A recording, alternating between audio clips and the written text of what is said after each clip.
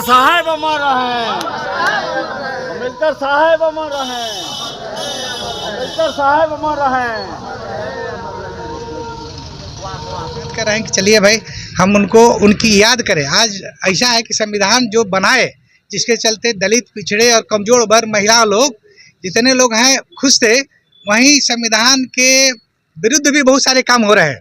तो ये दिवस पर अजागरूक होने की जरूरत है। अजागरूक लोग कर रहे हैं कि हमारी संविधान की रक्षा हो, है ना। इसलिए कि अब बहुत सारी बातें आ रही है कि लोग अब मनुस्मृति पर संविधान चलेगा, तो संविधान में ये गड़बड़ी है। जबकि विश्व का सबसे बड़ा संविधान, सबसे अच्छा, सबसे ज़्यादा समय लगा यहाँ पर, है ना। 2 साल 11 महीने 18 दिन बनाने में लगा। कितनी सभाएं हुई और कम से कम 6000 बार उन पर संशोधन प्रस्ताव हुआ। इतनी सारी बहस हुई। सबके लगभग जो लोग वहाँ मेंबर थे, और उस समय जो लोग थे बहुत पढ़े लिखे लोग थे, आम आदमी नहीं थे। जैसे बिहार से देखिए, बिहार से 2 आदमी थे, जगजीवन बाबू थे, चंद्रिका राम थे मेंबर। बिहार से सब 30 मेंबर थे, बिहार से सारे लोग, जिसमें शेड्यूल कास्ट भी चंद्रिका राम थे, जगजीवन राम थे, और जो सब पढ़े लिखे लोग, जो लॉ ग्रेजुएट उस समय 42 में के लोग पटना हाईकोर्ट में, श्री कृष्ण बाबू से लेकर के जितने लोग थे सब पढ़े लिखे लोग। और उन बात की कभी कोई कहता है कि संविधान की समीक्षा होनी चाहिए 4 आदमी के लिए, 2 आदमी के लिए, और संविधान में एक कमी है।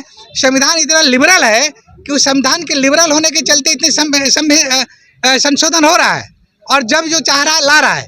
लेकिन अगर बाबा साहब ने उसी समय कहा कि संविधान कितना भी अच्छा हो, अगर चलाने वाले की मनसा ठीक नहीं हो और ढंग से नहीं चलाएगा, आम लोग को इसमें जागरूक रहेगा, तो कभी कुछ नहीं होगा, है ना। वो आगे बढ़ते रहेगा, संविधान चलेगा, संविधान से लोग मिले।